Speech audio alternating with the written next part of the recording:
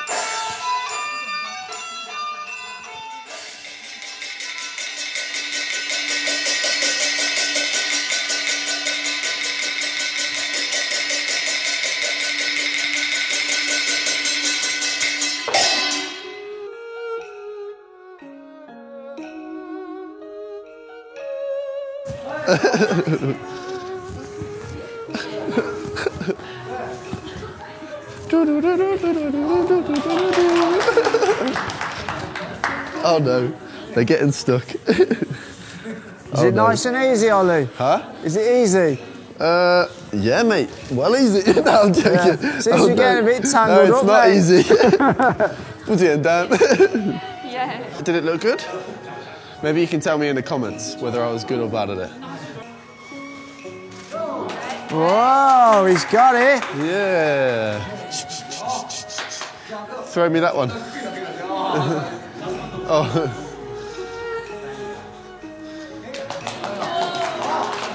Yeah. Whoa. Whoa. Now you're showing off now, aren't you?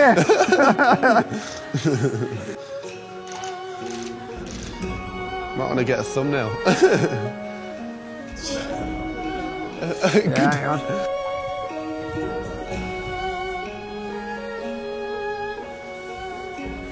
So we've done the museum, and we've seen the brick carvings, and we've seen the opera, and we've now come for a spot of lunch. And you won't believe where we are. Just take a look at this. This is kind of unbelievable. I mean, look at this. It's absolutely amazing. And I think we're going to be sitting down to lunch here. That is absolutely stunning. Wow, look at that. Lunch done, on to the next place. 谢谢, 谢谢. Bye-bye, bye-bye.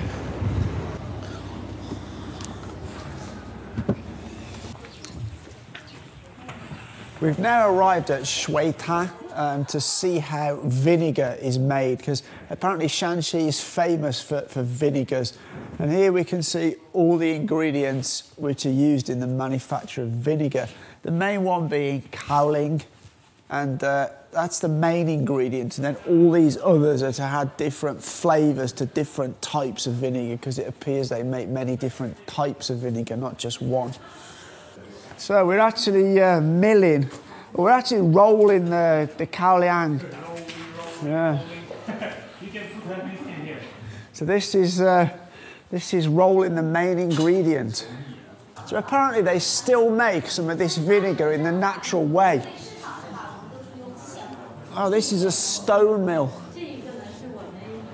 That's kind of heavy, that is, to push around. Apparently they do have a factory where some of this is done by machine, but they still actually make some in the old traditional way. I guess that's maybe the more expensive ones that they do by hand, and the cheaper sort of everyday mass market ones are done in the factory, I guess. Once the gaoliang has been milled, it goes into an oven where they warm it. And once it comes out of the oven, this guy kind of, I don't know, the best way to describe that is just to agitate it, kind of sieve it, just to because sometimes it sticks together a bit when it's warmed up, so he's just kind of separating it. And then it goes on to the next stage. Gaoliang then comes into here, and it's put into one of these large clay pots where water and yeast is added, and then it gets mixed like this, and it actually smells quite vinegary in here. Why do you reckon he's wearing that hat then? I don't know, it's obviously some kind of special hat. I really don't know. But that must be the special vinegar making hat, I reckon. And then once he's mixed it, there's like a cotton muslin put over the top, and then one of these massive heavy stones are put on, and it's then left for... And you just got told off for taking one of those off, didn't you? I did, yeah, because it lets the air in. But it's then left. I don't know how long it's left for. I need to ask, but it's then left to ferment, basically. So it's kind of a bit like making wine, isn't it? Because vinegar is pretty much the same as wine, isn't it? It just don't taste as nice. It's left to ferment with the water and yeast for 21 days, and it's moved into here. And what then happens is other ingredients are added, like we saw at the first, as different ingredients. So they add different ingredients depending on which vinegar it is they're making, and he basically mixes it. But I can't help thinking that ain't good for his back, to be honest. 问一下，你做这个好久，你的腰疼吗？真的。哦。Odour coming off that is really strong, man. It actually smells nice. Really nice and vinegary. It's actually making me feel like some chips, bit of fish and chips, bit of vinegar. A bit of vinegar. And when they're mixing it, he wears these, like, if you can see these on my fingers, and you'll see a shot of him, but they wear these to kind of protect their fingertips. Because they're doing this all day, so their fingertips would get sore because they touch the sides of the pot and keep mixing the stuff around. So I suppose it stops it all getting in his nails as well, I guess. But yeah, they wear these. They're like brass fingertip ends. Do some damage with them, couldn't you? So in the previous part, we saw him mixing the things. It then stays in there for 15 days, and then it comes into here. And what it does, these are kind of ovens, so it's like heated or warmed. It's not cooked or roasted. It's heated and warmed, and then he's sort of filtering it through, and you can see the steam rise off. And again, the smell is really kind of nice in here. I like it. Are you sure you can smell, mate? Your nose sounds a bit too blocked to be able to smell. Oh, it's good. It's good. And the final stage is it comes into here. And literally it's mixed with water, and then the solids are filtered out, and the liquid that is left is your vinegar, and that gets then put into these pots here, and this is where it's stored in bulk. I presume it then gets bottled and sold. So that's your vinegar process from start to finish. Now that's the vinegar process. Hopefully you are enjoying this tour around Taiyuan. If you are, and if you find it educational in any way, please do drop a like. It helps more than you realise. Let's carry on with the video. Where we are now is their sort of storage place where they age the vinegar, because basically the older it is, the more expensive it is. And one right here, these are 30 years old, and this is their oldest vinegar. So I guess this is probably the most expensive. So I have no idea how much is in there. Probably 500 litres maybe. And I'm sure in a minute we'll be going and seeing it when it's bottled. And maybe they'll gift us one. Maybe they will. It'd be nice. But we won't be able to take it on the plane. It does smell. We can if we put it in our luggage, but then you risk breaking and getting vinegar all over your clothes, which ain't a good idea, is it? No, that ain't the best. Have you ever had a shampoo bust in your luggage?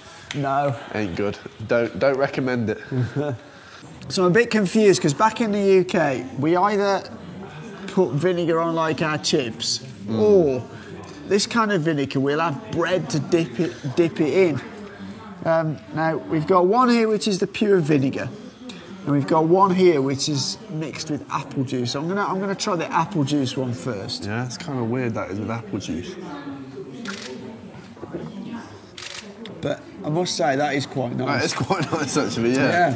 Vinegar with apple juice. I would juice. have never thought of mixing vinegar with apple juice. Now this one's 20 years old, and this one costs 280 per bottle. Which 280 what per bottle? Yuan. 280 RMB 280, per bottle. so it's not quite cheap, expensive. Oh, that is a lot of vinegar in one go. Oh my God! That's kind of blown my head off. That's very thick and it's not like... It's nice though. It is nice. That tastes really good, but that is kind of makes you wince when you have that much. I prefer it on a few salad leaves with a bit of olive oil. Yeah. This is really quite interesting because in the West, vinegar is something we either put on our chips, eat with food, salad or olive oil. But here it's sold in these little bottles as a kind of health drink. So it's health vinegar. And you put one of these little straws in and that's why we were giving it to drink, I guess, because it's sold as a health thing. What a way to market something in China, eh? Yeah, I've never ever seen that before. You know, But I've only ever seen it from a food point A lot of of view. people in China are extremely health conscious, so I think that's very good marketing. It is, yeah. Basically, this is what we've seen them make here. I'm sure you've probably all seen this brand on your supermarket shelves. Very famous brand made here in Shanxi. Hopefully you learned something today and enjoyed the video. Please do drop a like if you have enjoyed it, and we will see you in the next one. For now, Take care.